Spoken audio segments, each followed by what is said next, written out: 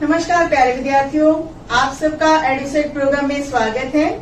मैं गणित प्रवक्ता विमी गोयल आपके लिए 11th स्टैंडर्ड की ट्रिग्नोमेट्री लेकर आई हूँ। ट्रिग्नोमेट्री को समझना बहुत जरूरी है क्योंकि एक इम्पोर्टेंट टॉपिक भी है और यूजफुल टॉपिक भी है। हमारे जितने भी नेक्स्ट टॉपिक्स हैं, चाहे वो डिफरेंशिएशन है या इंटीग्रेशन है, इन सबको समझने के लिए ट्रिग्नोमेट्री का समझ होना जरूरी है। तो ट्रिग्नोमेट्री क्या है?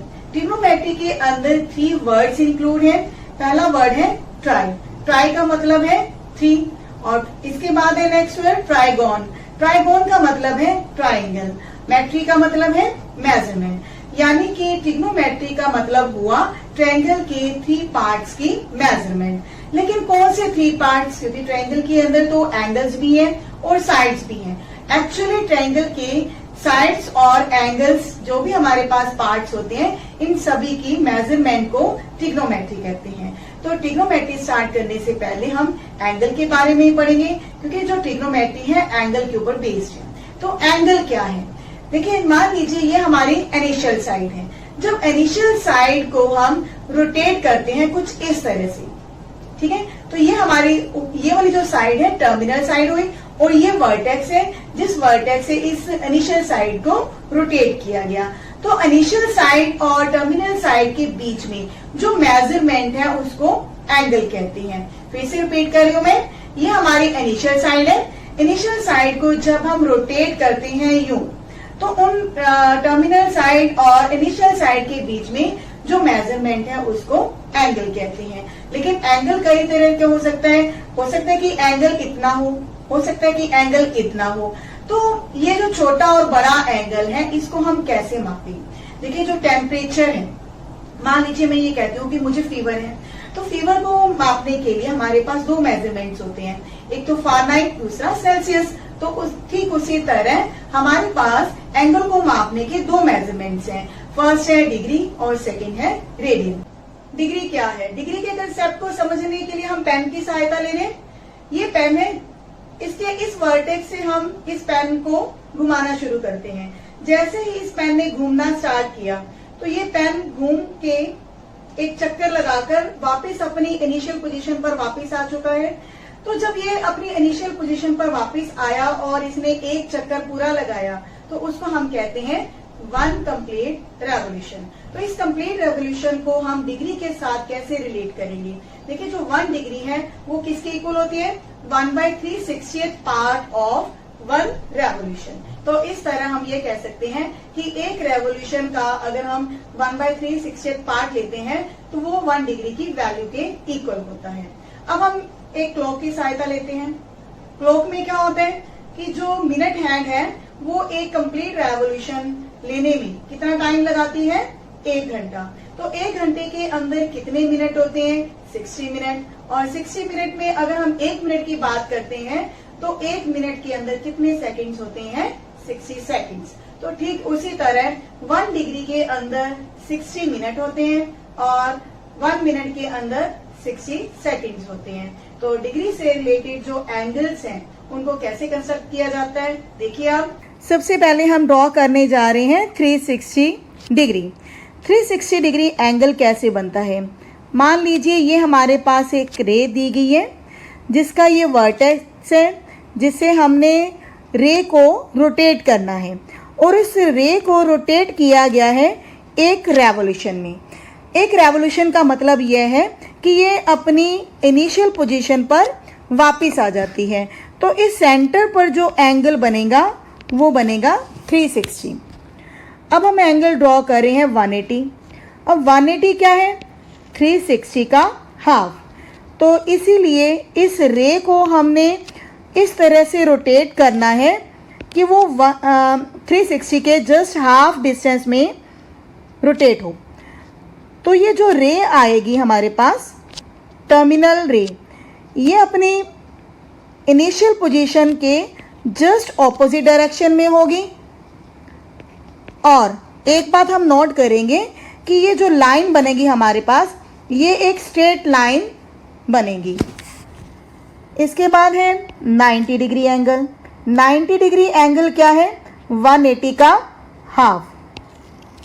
तो 180 के हाफ के लिए हमने इस रे को रोटेट करना है इस वर्टेक्स से 180 की हाफ डिस्टेंस तक, तो ये जो एंगल बनेगा 90 डिग्री एंगल बनेगा। 270 डिग्री को हम 180 से कितना ज़्यादा रोटेट करेंगे? 90 डिग्री। यानी कि 270 के लिए हमने जो रे है उसको रोटेट करना है 180 प्लस 90 डिग्री में। तो ये हमारे पास इनिशियल रे है।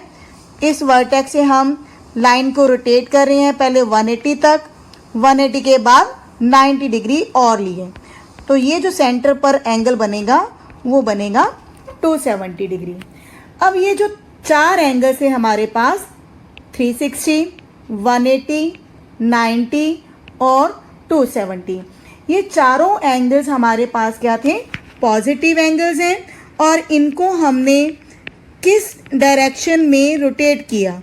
एंटी क्लॉकवाइज डायरेक्शन में। तो एंटी क्लॉकवाइज डायरेक्शन और क्लॉकवाइज डायरेक्शन में क्या डिफरेंस है? इसके लिए हम एक क्लॉक की हेल्प ले रहे हैं। हाँ जी, इस क्लॉक में आप देख रहे हैं कि जो क्लॉक की नीडल्स हैं जिस डायरेक्शन में घूमेंगी वो क्लॉकवाइज डायरेक्शन होती है, और इसकी जो ऑपोजिट डायरेक्शन होगी वो होती है एंटी क्लॉकवाइज डायरेक्शन।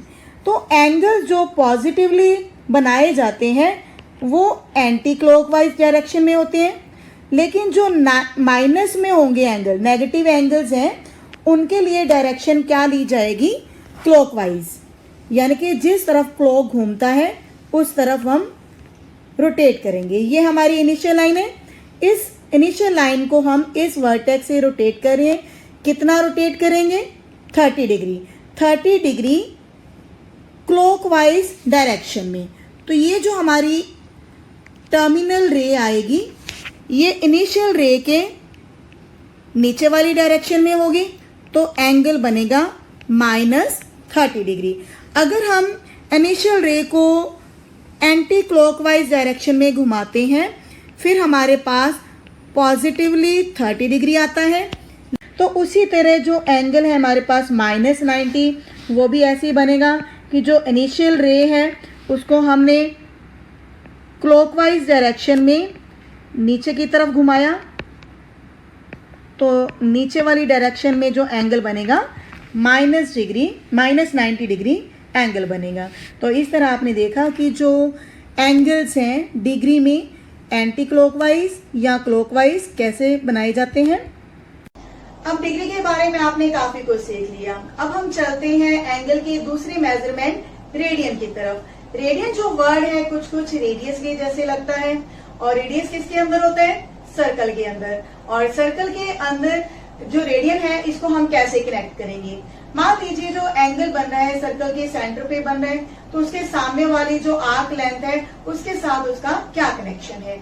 मान लीजिए ये हमारी इनिशियल रे है और इस वर्टेक्स से ये रे स्टार्ट करती है घूमना।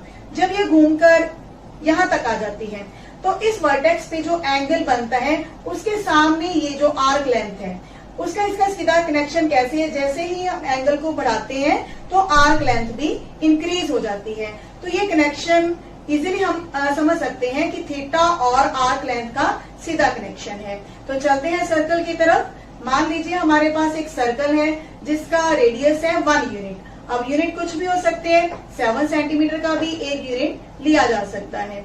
अब थीटा और आर्क लेंथ का रिलेशन क्या होता है? Theta is equal to L/R। ये हमारे पास फॉर्मूला है जो हमने 10th में भी सीखा था। अब इस फॉर्मूले की सहायता से हम थीटा को रेडियन में कैसे रिलेट करेंगे? तो यहाँ पे जो L है वो कैसे आएगी? देखिए जब लाइन जो है घूमना स्टार्ट करती है एक रेवोल्यूशन में, तो ये क्या बन रहा है आपके सामने? सर्कल का सरकमफ्रेंस। यानी कि यहाँ पे जो L होगी वो एक कंप्लीट रेवोल्यूशन में वैल्यू क्या ले रही है? 2πr। तो थीटा वैल्यू किसकी इक्वल आ जाएगी? 2πr divide by r and it will be equal to 2π radian. लेकिन ये जो थीटा आया है हमारे पास 2π radian value, that is in 1 complete revolution. तो हम ये कह सकते हैं कि एक रेवोल्यूशन के अंदर 2 पाई हमारे पास जो है रेडियन वैल्यू है किसी एंगल थीटा की। अब जो ये 2 पाई है इसमें पाई की वैल्यू क्या होगी 22/7। तो इस तरह आपने रेडियन के कंसेप्ट को भी समझ लिया। लेकिन जैसे हम डिग्री के एंगल्स को बनाते हैं, रेडियन के एंगल्स को कैसे बनाया जाएगा। अब डिग्री में भी हमारे पास पॉजिटिव और नेगेटिव एंगल्स होते हैं, तो ठीक उसी तरह रेडियन में भी हमारे पास पॉजिटिव और नेगेटिव एंगल्स होते हैं। चलिए देखिए उनको कैसे बनाएंगे। अब हम डिस्कस करेंगे रेडियन मेजर्स क्या हैं और इनको कैसे डिस्क्राइब किया जाता है। हमारे पास 3 एग्जाम्पल हैं, 1 रेडियन, 1.5 रेडियन, -2 रेडियंस। तो ये हमारे पास एक सर्कल है जिसका रेडियस हमने क्या लिया 1 यूनिट। क्लियर है, रेडियस हमारे पास क्या है 1 यूनिट। तो इस सर्कल के अंदर सेंटर पे जो एंगल बनेगा उसका आर्क लेंथ के साथ सीधा कनेक्शन है। मान लीजिए ये सेंटर O है और A पॉइंट से हम आर्क लेंथ ले रहे हैं 1 रेडियन। तो आर्क लेंथ अगर 1 रेडियन है B पॉइंट तक, तो इस B पॉइंट को जब हम सेंटर O से मिलाएंगे तो सेंटर पे जो एंगल थीटा बनेगा तो थीटा की वैल्यू क्या होगी इक्वल टू 1 रेडियन, क्योंकि हमारे पास सीधा कनेक्शन है theta is equal to L। तो आर्क लेंथ हमारे पास क्या है 1 रेडियन, तो थीटा की वैल्यू भी क्या होगी 1 रेडियन। अब हम डिस्कस करेंगे 1.5।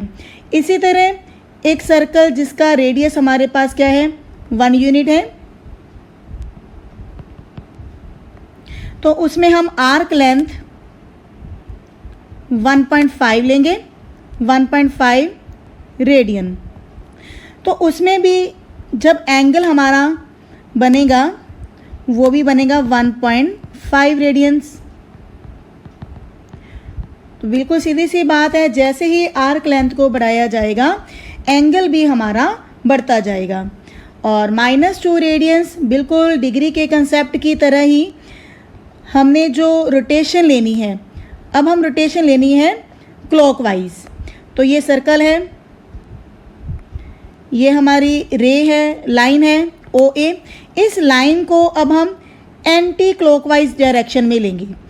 तो जहाँ पे ये आर्क लेंथ 2 रेडियंस होगी, एक्चुअल में तो ये नेगेटिव डायरेक्शन में है, तो नेगेटिव डायरेक्शन में ये हमारे पास क्या होगी -2 रेडियंस।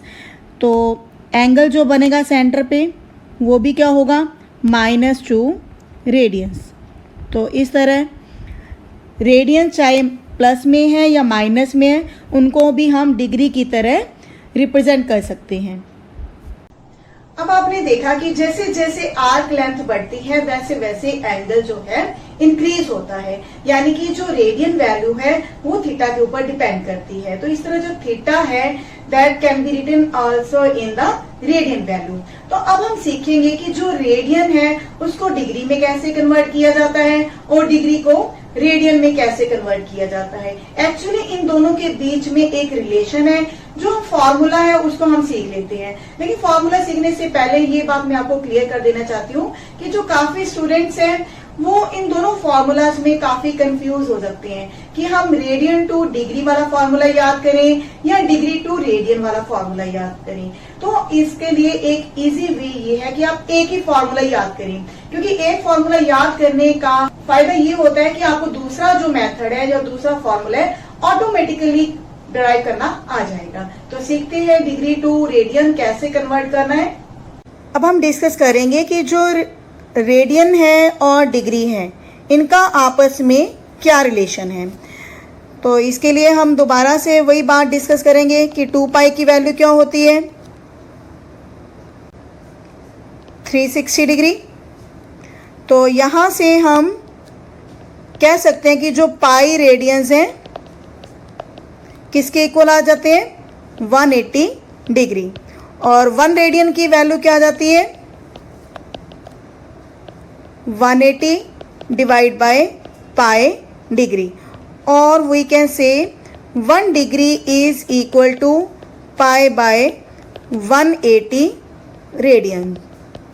तो यही हमारे पास रिलेशन है डिग्री और रेडियन का कि 1 रेडियन हमारे पास क्या है 180 बाय पाई डिग्री, और 1 डिग्री क्या है पाई बाय 180 रेडियन। आप इन दोनों में से कोई भी एक रिलेशन याद कर लें। इस एग्जाम्पल में हम 40 डिग्री 20 मिनट को कन्वर्ट करेंगे रेडियन मेजर में। तो हमारे पास क्या दिया हुआ है, 40 डिग्री 20 मिनट, यानी कि जो हमारे पास 40 डिग्री है वो कंप्लीट नहीं है, साथ में हमारे पास दिया गया है 20 मिनट, और हमें ये पता है कि 1 डिग्री इक्वल टू होते हैं 60 मिनट। तो 1 minute will be equal to 1/60th of degree. तो यहाँ से हम 20 मिनट की वैल्यू निकाल लेते हैं 20/60 डिग्री। तो 20/60 डिग्री हम वैल्यू यहाँ पे लेंगे, और ये वैल्यू जो है कट होकर हमारे पास क्या आ जाती है 1/3 डिग्री, और ये वैल्यू इक्वल टू आएगी 121 डिवाइड बाय 3 डिग्री। अब ये जो हमारे पास क्वेश्चन दिया था 40 डिग्री 20 मिनट, अब कन्वर्ट हो चुके हैं डिग्री में पूरी तरह से, 121 डिवाइड बाय 3 डिग्री में। इसको हमने अब रेडियन मेजर में कन्वर्ट करना है। हमें पता है कि जो 1 डिग्री होते हैं इक्वल टू क्या वैल्यू होती है, पाई बाय 180 रेडियंस। कितने डिग्री हमारे पास, 121/3 डिग्री है। तो हम क्या करेंगे, 121/3 को मल्टीप्लाई करते हैं पाई बाय 180 के साथ। तो इस तरह हमारे पास ये वैल्यू आ जाती है 121 पाई डिवाइड बाय 540 रेडियंस। आगे आप इसको सॉल्व कर सकते हैं कि अगर ये कोई वैल्यूज़ हैं आपस में कट हो सकती हो तो, अदरवाइज़ ये हमारा सोल्यूशन है कि जो डिग्री है उसको हमने रेडियंस में कन्वर्ट कर दिया। हाँ जी, आपको क्लियर हो गया होगा कि डिग्री टू रेडियन वैल्यू जो है कैसे कन्वर्ट होती है। काफी आसान था, ठीक है। जो एक फॉर्मूला है उसको आपने याद कर लिया। याद भी क्या है, ये कोई रट्टा तो है नहीं, आपने सिंपल सा बेसिक कंसेप्ट है कि 2 pi is equal to 360 degree, और वहां से हम 1 डिग्री की वैल्यू निकाल लेते हैं पाई बाय 180 रेडियन। तो इस फॉर्मूले से हम कोई भी जो डिग्री वैल्यू है उसको हम रेडियन में कन्वर्ट कर सकते हैं। अब हम सीखते हैं कि जो रेडियन है उसको डिग्री में कैसे कन्वर्ट करना है। इस एग्जाम्पल में हम ये डिस्कस करने जा रहे हैं कि 6 रेडियंस को डिग्री में कैसे कन्वर्ट किया जाता है। हमें पता है कि जो 1 रेडियन है उसकी वैल्यू क्या होती है, 180 डिवाइड बाय पाई डिग्रीज। तो यहाँ से हम 6 रेडियन की वैल्यू निकाल लेंगे 6 into 180 divide by pi degrees. लेकिन पाई की वैल्यू क्या होती है, 22/7। तो 22 डिनोमिनेटर में रहेंगे और 7 न्यूमरेटर में शिफ्ट हो जाएगा। अब हम 22 से जब डिवाइड करेंगे तो हमारे पास डिग्री आएंगे 343 7/11 डिग्री, यानी कि 343 तो हमारे पास कंप्लीट डिग्री हैं, लेकिन 7/11 ये हमारे पास कंप्लीट डिग्री नहीं है। और हमें पता है कि 1 degree is equal to 60 minute. तो हम इसको कन्वर्ट करेंगे आगे मिनट में। तो 7/11 इंटू में हमारे पास ये मिनट में कन्वर्ट हो चुके हैं। जब हम 7 इंटू 60 को 11 से डिवाइड करते हैं तो हमारे पास वैल्यू क्या आएगी,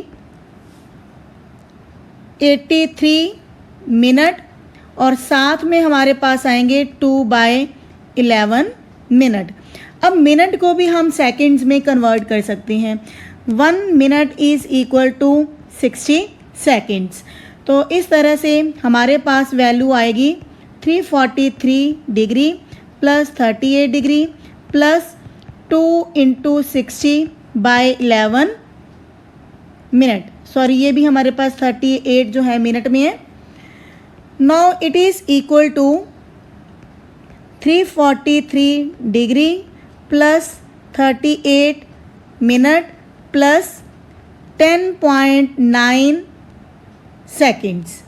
तो 120 को जब हम 11 से डिवाइड करते हैं तो हमारे पास अप्रॉक्सीमेट वैल्यू आ जाती है 10.9 सेकेंड्स। तो इसको हम ऐसे लिख सकते हैं 343 डिग्री 38 मिनट 11 सेकेंड्स अप्रॉक्सीमेट, क्योंकि हमें पता है कि जो 10.9 सेकेंड्स हैं किसके इक्वलेंट है, 11 के। 11 को अप्रॉच करते हैं, इसीलिए हम इसको 11 सेकेंड्स अप्रॉक्सीमेट वैल्यू के लिख सकते हैं। हाँ जी, दोनों ही एग्जाम्पल से आपको समझ आ गया होगा डिग्री टू रेडियन कैसे बनाना है और रेडियन टू डिग्री कैसे बनाना है। ये काफी आसान टॉपिक है, तो आप देख ही रहे हो कि ट्रिग्नोमेट्री कहीं से भी मुश्किल टॉपिक नहीं है। तो चलिए देखते हैं थर्ड एग्जाम्पल हमारी क्या है। थर्ड एग्जाम्पल क्या है, find the radius of a circle in which central angle of 60 degree intercepts an arc of length 37.4 centimetre. इस क्वेश्चन के अंदर हम सर्कल का रेडियस फाइंड आउट करने जा रहे हैं। स्टेटमेंट में हमारे पास एक सर्कल है, इस सर्कल का जो सेंटर पे एंगल बन रहा है वो एंगल कितने डिग्री है, 60 डिग्री। आर्क लेंथ है, ये जो आर्क लेंथ है एंगल के बिल्कुल ऑपोजिट डायरेक्शन में 37.4 सेंटीमीटर। हमने क्या फाइंड आउट करना है, what is the radius of circle. तो अब हमें यह पता है कि जो थीटा है that is equal to L by R. L हमारे पास होती है arc length, R is the radius and theta is the angle subtended at the center। तो इनमें हमने जस्ट वैल्यूज़ को फिल करना है। एंगल कितना है, 60 डिग्री, आर्क लेंथ है 37.4 और यहाँ से हम जो रेडियस है वो निकाल लेंगे। लेकिन अभी हमारे पास जो एंगल है 60 डिग्री में है, तो इसको हम रेडियंस में कन्वर्ट करेंगे। तो रेडियंस में कन्वर्ट हम कैसे करते हैं, हमारे पास फॉर्मूला है 1 degree is equal to pi by 180 radians. तो ये वैल्यू हम यहाँ पे लगाएंगे पाई बाय 180। तो ये जो वैल्यू आएगी हमारे पास रेडियन वैल्यू में कन्वर्ट हो चुकी है 37.4। ये 60 और 180 को कट किया जा सकता है, 3 ऊपर न्यूमरेटर में जाएगा। अब पाई की वैल्यू हमें स्टार्टिंग में स्टेटमेंट में गिवन है 22/7। तो ये वैल्यू भी हम लेंगे और इस क्वेश्चन को हम फुली सॉल्व करेंगे। 37.4 को हम इस तरह से लिख सकते हैं 374/10। तो फुली सॉल्व करने के बाद हमारे वैल्यू जो है वो क्या आएगी,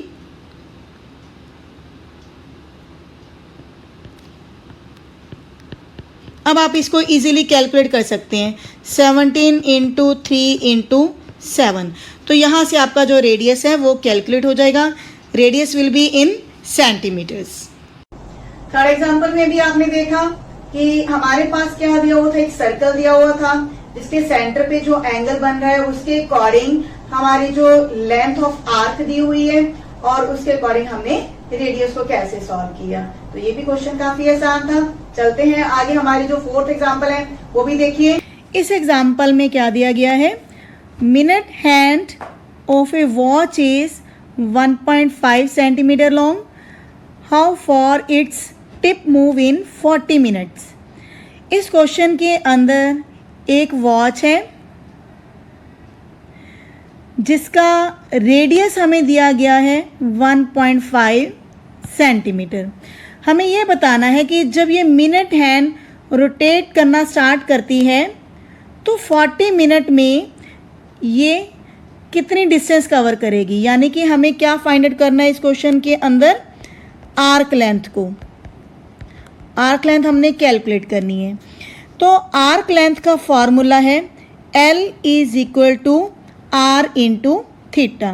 रेडियस कितना है 1.5 और थीटा वैल्यू हम कैसे कैलकुलेट करेंगे।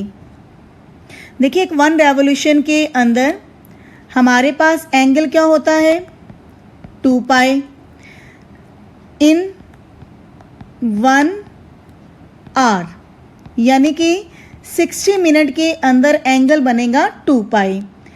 तो 1 मिनट के अंदर थीटा वैल्यू क्या आ जाएगी 2 पाई डिवाइड बाय 60।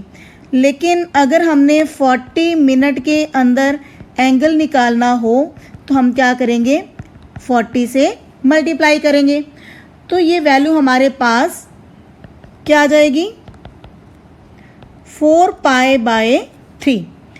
अब हम पाई की वैल्यू क्या फिल करेंगे, पाई हमें दिया हुआ है 3.14, तो ये वैल्यू हम सब्स्टिट्यूट करेंगे 1.5 इंटू 4/3 इंटू 3.14। तो इस तरह ये वैल्यू हमारे पास आ जाती है 6.28 सेंटीमीटर। अब ये हमारे पास क्या आया है L क्या है हमारे पास आर्क लेंथ। तो इस तरह हम आर्क लेंथ कैलकुलेट कर चुके हैं 6.28 सेंटीमीटर। इस एग्जाम्पल में क्या दिया गया है, if the arcs of the same lengths in 2 circles subtends angle 65 degree and 110 degree at the center, find the ratio of their radii। आपके सामने ये 2 सर्कल्स आपको नज़र आ रहे होंगे, इनमें सेंटर पे जो एंगल बना है फर्स्ट सर्कल में 65 डिग्री और सेकेंड सर्कल के अंदर है 110 डिग्री। फर्स्ट सर्कल का रेडियस हम R1 ले रहे हैं, सेकेंड सर्कल का रेडियस R2, और दोनों में आर्क लेंथ सेम है and that R equal to L। दोनों में आर्क लेंथ सेम है, इसीलिए हमने L1 L2 की बजाय सिंपली L लिया है। और हमारे पास क्या है, find the ratio of their radii. तो रेडियस के बीच में हमने रेशो फाइंड आउट करनी है, R1 रेशो R2। अब R1 कैसे कैलकुलेट होगी, using L by theta formula. L same है, थीटा हमारे पास क्या 65 डिग्री। सिमिलरली R2 हमारे पास आएगा using L by theta formula, L divide by 110।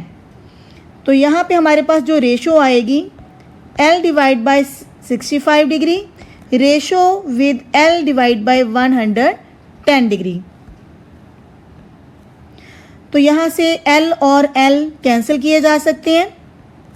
जो 110 है क्रॉस मल्टीप्लाई करेंगे, 65 इधर क्रॉस मल्टीप्लाई होगा, तो हमारे पास वैल्यू आ गई 110 डिग्री रेशो विद 65 डिग्री। अब जो डिग्री है उसको हम रेडियंस में कन्वर्ट करें। रेडियन वैल्यू क्या होती है पाई बाय 180, तो दोनों तरफ हम पाई बाय 180 से मल्टीप्लाई करेंगे डिग्री को रेडियन में कन्वर्ट करने के लिए। अब पाई बाय 180 कैंसिल हो जाएगा दोनों तरफ, ये दोनों टर्म्स भी जो हैं 5 से कैंसिल हो सकती हैं, तो यहाँ पे आएगा 22 और यहाँ पे आएगा 13। तो दोनों रेडियस के बीच में रेशो क्या आई 22:13। तो इस तरह हम दो रेडियस की रेशो कैलकुलेट कर सकते हैं। एग्जाम्पल्स को देखने के बाद मुझे लगता है कि आपको ट्रिग्नोमेट्री काफी आसान लग रही होगी, है ना। एक्चुअली ट्रिग्नोमेट्री कहीं से भी मुश्किल नहीं है, इसको समझने के लिए हमारे बेसिक कंसेप्ट्स को समझना जरूरी है। तो मुझे उम्मीद है इन एग्जाम्पल्स को देखकर, इस वीडियो को देखकर आपको आज ट्रिग्नोमेट्री से जो भी हमारा डर था, भय था, आपका दूर हो गया होगा। और इन एग्जाम्पल्स की हेल्प से अब आप एक्सरसाइज का कोई भी क्वेश्चन बिना किसी हेल्प के कर सकते हैं। तो हमारा नेक्स्ट लेक्चर देखना ना भूलिए। मिलते हैं नेक्स्ट वीडियो में। धन्यवाद।